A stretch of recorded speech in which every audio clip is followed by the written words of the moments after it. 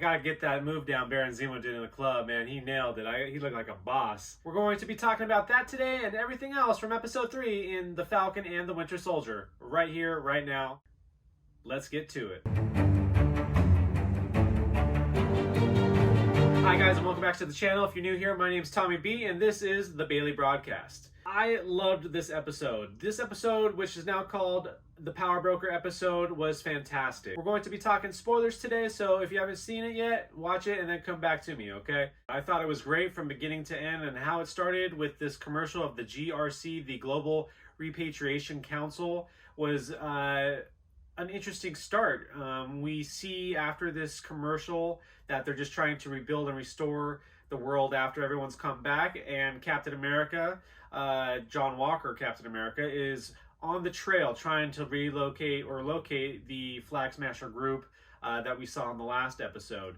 And you can already tell that John Walker's having some issues being accepted by people. I mean, obviously the people who are helping the Flag Smashers aren't going to be very open-minded to this new Captain America and just ultimately what he stands for, right? Because they want a world united, not, kind of represented by flags and separate countries, but as a whole. So he immediately gets disrespected by this German who was helping them out in the second episode, and he definitely has some screws loose. I mean, obviously, I think he's having issues with people accepting him as the new Captain America, but also accepting everything that comes with it. I think internally he is struggling to keep his cool. He's not as morally ethical, or has that same Steve Rogers kind of attitude towards just everything that he does, right? So to see him kind of get a little crazy, I think was a little expected all in all. So after that, though, we kind of catch back up with Falcon and the Winter Soldier, Bucky and Sam, trying to get to Zemo and figure out what he knows about any super soldiers or a serum that might have been kind of from the Winter Soldier program. And they decide to go visit Baron Zemo in jail, and that whole scene was pretty awesome because Bucky tells Sam, I'm gonna go talk to Zemo just myself. And the whole interaction between the two of them, from when Zemo tries to see if those same words that kind of would initiate the Winter Soldier to act in his own interest was going to work, and Bucky's like, those days are over, and he's like, yeah, I wanted to see how you were going to react to it, and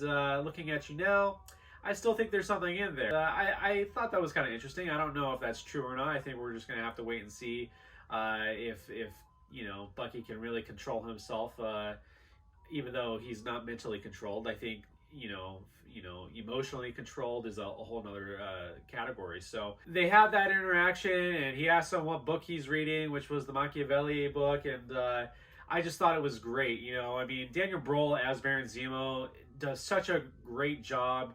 Even though we haven't seen him since Civil War, he really took off, from where he left it, and just plays the character so well. He's so intelligent and kind of charismatic in a way, and you can totally see that he just sees everything on another level. And I wish we could get more Baron Zemo in every episode, honestly. And so next thing we know, Bucky takes Sam into this, warehouse where we don't know, really where they are yet. Bucky tries to tell him, like, let me walk you through this hypothetical, right? And he's like, what if so-and-so happened? And he starts kind of breaking down, the construct of a jail prison break, and how, if you kind of set off, a fight within the prison, there's, more prisoners than there are guards, and if a prison break kind of gets set loose, then all the guards have to go to it, and it kind of gives an opportunity for Baron Zemo to escape. And that's exactly what we see. We see all the little step-by-step nuances of this prison break that I think Bucky for sure kind of initiated, right? He threw that little note to the prisoner, which then started the fight. And the only question mark really in my mind was, well, how did Baron Zemo get that key card that was in his book? But other than that, I thought it was super well executed, and for Bucky to try to break it down to Sam on how it all works, I just thought was pretty clever and funny, because you could tell Sam knew something was up. He's like, Sam, Bucky, what did you do? And he's like, I didn't do nothing, but ultimately we know that's not true. So, long story short, Baron Zemo shows up in this warehouse, and we figure out that this warehouse is owned by Baron Zemo, where all these collectible cars are kind of being stored. And to see, the reaction from Sam, who was put in jail by Baron Zemo in Civil War, was, pretty intense. Obviously, they neither Sam or Bucky are letting Baron Zemo talk, even though he wants to show how important he is that he's there, which was pretty funny. But ultimately, they had to decide, yes, okay, Zemo, you're in. You got to help us out, and figure out where we got to go next. So that was really the opening before the title, came across. After the credits roll, we get to see Baron Zemo and Sam and Bucky walking in the airport to Baron Zemo's private jet. And we learn he was royalty before Sokovia was destroyed, right? He is a Baron, actually. So that was kind of an awesome little tip of the hat to Mr. Zemo.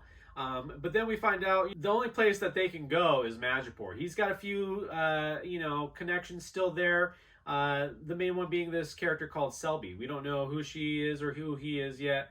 But once they get to Madripoor, we find out Madripoor is where all the bad guys go, if you will.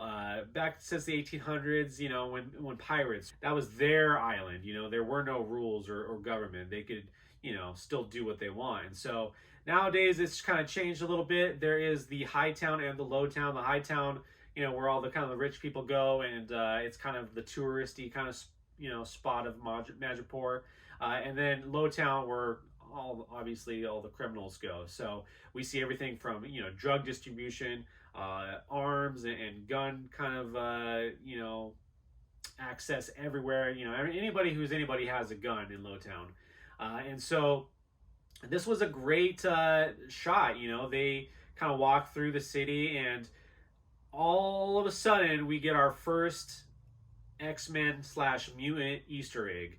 And you gotta pay very close attention, but if you notice, they kind of pan to a shot where you see the Princess Bar. Well, the Princess Bar is huge because in the comic books, it's owned by two people. They're partners. One of the people that it's owned by is a character named Patch. Patch being Logan, aka Wolverine. Yeah, Logan had a lot of history in Madripoor, and this bar was one of the things that he owned, and was a very popular place. Anybody knew of the Princess Bar, and so to kind of get that tie-in right there right away was very exciting, because I said in a previous video I did that Madripoor and mutants were going to kind of pop up at some point, and I was happy to see this little kind of tie-in, even though we didn't hear the word mutants or see Logan or get a mention of him. To see something that he owned from the comics was pretty cool. So as they're walking through, they get to this bar, and Zemo tells Sam and Bucky that we gotta act like we're criminals, if you will. Bucky's got to be the real Winter Soldier. He's got to be that evil assassin guy, right? Baron Zemo just has to be, well, Baron Zemo. And then Sam has to be this guy named Smiling Tiger. Thought it was kind of funny. I think Baron Zemo kind of did that on purpose, obviously. But yeah, he has to be this kind of criminal underlord guy who kind of dresses like a pimp, but he's not a pimp. They already said that's just an American thing. But yeah, he looked pretty funny. And so they get into this bar, which is very well designed. They got all these kind of, skulls on the wall and whatnot. And they go to the bartender, and he's like, we weren't expecting you. He's like, yeah, well, business, brings us here, and we would really like to talk to Selby, and doesn't really acknowledge them right away. He looks at Smiling Tiger and he's like, "Your usual drink," and he, Sam just nods. Doesn't want to give himself away, and so we see the bartender pour a shot of alcohol and then grab a snake. Cuts the snake open, grabs some internal, I don't know what it was, intestines, maybe it was, where the venom's held inside the snake. I don't know what it was, but he puts it into the shot glass, and Sam looks at it, and he looks at Zemo, and he's like, "It's your favorite," and so Sam reluctantly takes the shot and gives the thumbs up to the bartender and tell him it's good, and all of a sudden, we could tell something's going to go down. Everyone acknowledges who they are when they walk into the bar. They know who they are. We see Zemo pretty much activate the Winter Soldier to attack, and so Bucky gets into this bar fight and really kind of, as Drax would say, kick names and take ass, or whatever he said. We see the Winter Soldier really kind of be the Winter Soldier that we knew from, obviously, Captain America, the Winter Soldier, and some in Civil War. So the bar fight ends up getting broken up, and, the bartender's like, "Okay, Selby, we'll see you now." And in the comic books, actually, Selby is an actual mutant, which isn't how they played it for the show, which I get, it's still a little too early, so, it's whatever. But, Barry and Zemo says, "You tell me what you know about the Super Soldier Serum, and I'll give you the Winter Soldier." She's like, "Well, you came to the right place, because I can tell you this. This Dr. Nagel created the Super Soldier Serum. He was hired by the Power Broker, or I guess you could say the Power Broker invested in the Doctor to continue his research and create the Super Soldier Serum to make money, obviously, from it. And we find out before that, the Doctor actually first got hired on by Hydra to continue the research that failed in Siberia from Civil War. And then after that kind of fell apart and Hydra collapsed, the CIA kind of continued his research, giving him all the data that they took from the experiments on Isaiah Bradley when he was in jail, which was a nice tie-in, obviously, that we learned about last episode. And it was a great kind of moment. And we learned a lot about how, important this Power Broker guy is, which we see, around the city, on a wall it says the Power Broker is watching you. So obviously this is his city, right? And we still don't know who he is, but we know he was definitely part of getting this serum, to where it is now by investing in Dr. Nagel. So she's like, "I can't tell you where he is, but that's all you're gonna get from me right now." And then the one part that just drove me nuts, Sam's phone vibrates, which, why you want to turn your phone off is beyond me. You're undercover, like you're supposed to be, playing kind of cool, and it's his sister calling, and he has to answer it and put it on speaker, and that pretty much blows their cover. Selby tells her guards to kill them. Well, right before they can do that, boom, a guardian angel shoots Selby and kind of clears the way for the three of them to get out of the bar. Come to find out, the savior is Agent 13. She is back, and she's been hiding in Madripoor for Lord knows how long. She has been stuck there on the run, obviously, since the Sokovia Accords, which she broke. And she's not happy, she's pissed off at Zemo because this was really all his fault. She's pissed off really at herself for helping Sam and Steve, because she gave both of them the shield and the wings to help Bucky, and it really didn't help her out at all. She's stuck, right? She can't go home, she can't talk to her family, she can't talk to her father. And so this whole situation is really kind of shitty. But while she's been in Madripoor, she's made a name for herself. She's a hustler now. And we learn a little bit about what she's been up to. And as a character, I like Agent 13 up to this point. I think Emily Van Camp's done a great job at portraying this character. And it's interesting to see where Marvel, I feel like, is kind of taking her. She's like, "Come to my place in Hightown where you can kind of lay low. There's a party going on, and we got to get you changed out of these clothes," right? She deals with some high-end clients. She's a hustler. She's got all these Van Gogh and Monet paintings, and she's made a real name for herself in Madripoor. One thing that I always kind of questioned while watching this episode was, what if she is the power broker? Now, there's not a whole lot of evidence to support that, but, you know, when Sam and Bucky tell her why they're there, and, you know, if they could help her find this Dr. Nagel person, she kind of warns them, you know, you should really stay out of this. And, you know, I just thought that was kind of vague in a way, but at the same time, you know, I don't think they're trying to reveal too much too fast. So I get it. But I just got this weird feeling about her. I don't know what's going on with her, especially, you know, after we see the next scene, you know, when they're in the club, we get the Baron Zemo dance and everything like that. All of a sudden, within minutes, she's like, okay, I found out where he is. We got to go to the shipping container, you know, district facility, and that's where he's at. And for her to find that information out so quickly, even with her connections, I just thought was kind of odd, you know, like, how is this possible? I don't know. But once we get to the facility, the shipping container facility, she's like, okay, it's in that shipping container. He's in there. I'm going to keep a lookout for y'all. Okay.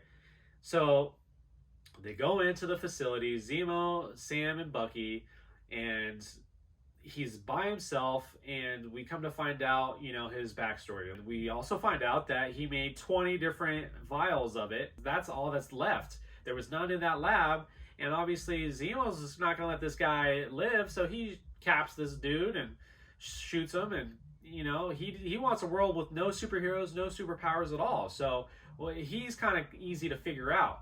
But while they're all in there, Sharon lets them know, hey, all these bounty hunters are looking for you, and they're already here.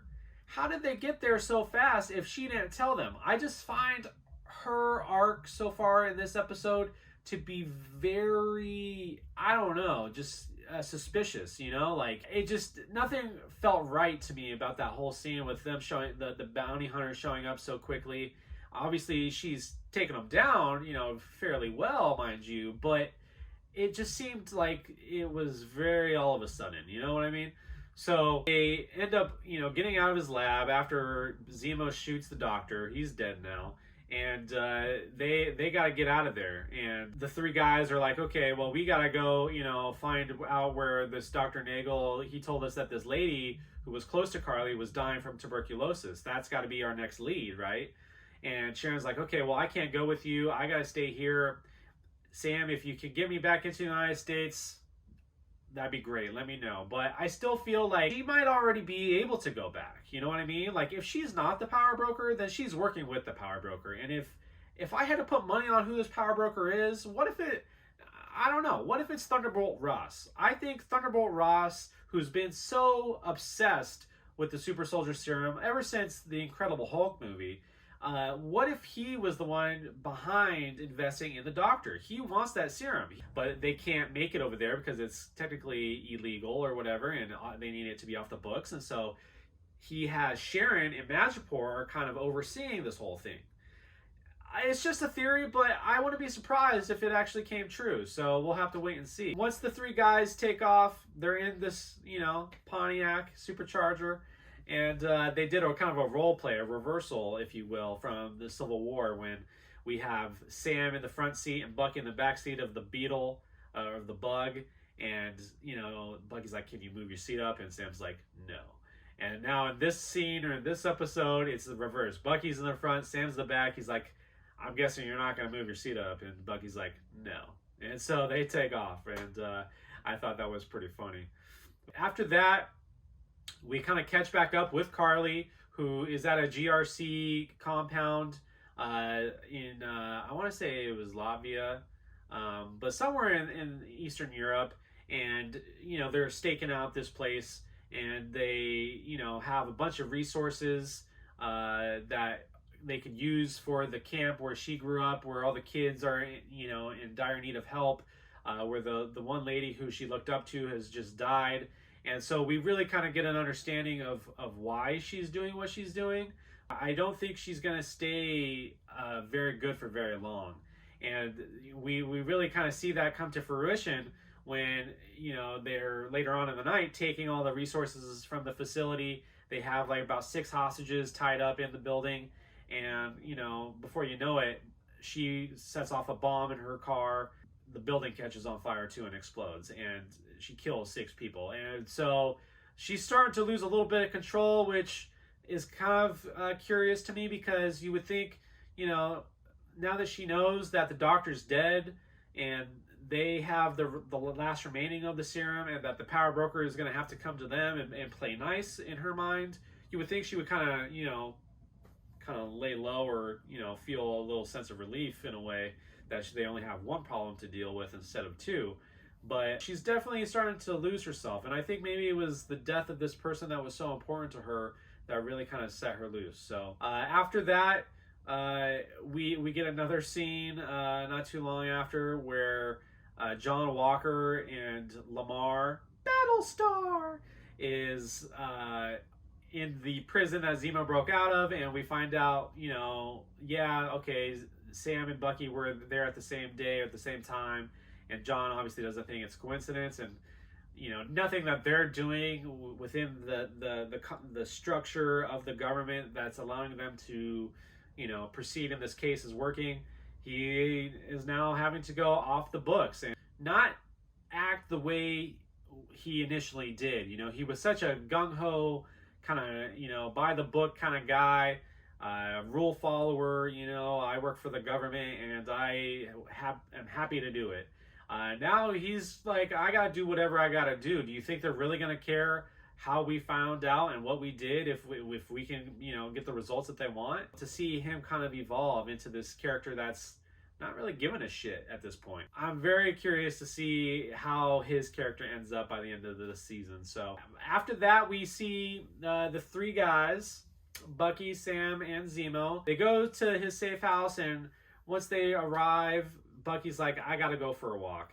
He spots, I think it was a Kimoyo bead is what they're called, from Wakanda. The bracelet made of beads that have a bunch of different capabilities. Holograms, communications, trackers, all these different tools that are built within the vibranium beads that are super cool. And so he picks one up, spots another one across the street, and clearly he's on to the fact that someone from Wakanda is here. They're tracking the 3 of them, and he wanted to confront this person alone. So he goes down an alley, after finding a couple more beads, and he says, I think you lost something. And as he turns around, we see one of the Dora Milaje, who is, I think, second in command under Okoye, and she's like, I'm here for Zemo. And that's the end of the episode. And it was a very cool ending, a very nice ending, because just like Sam said, the Wakandans did not forget that Zemo killed King T'Chaka, and they want his head. They are not happy that he's still alive, even. So I thought it was a great finish to the episode. I can't wait to see if she's going to have a longer stay in the next week's episode, and if we're really going to get a little more Wakanda in this series. So all in all, this episode was so great.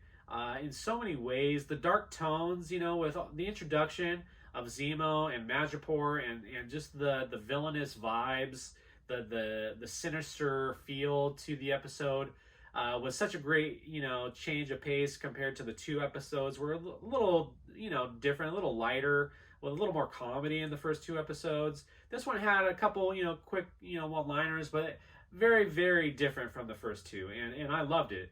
A lot of answers, to questions that we had previously, but then some more questions that keep you wanting more. So all in all, I give this episode a 4 out of 5, just because there were a couple things that I thought were a little suspicious, a little I don't know, like, really.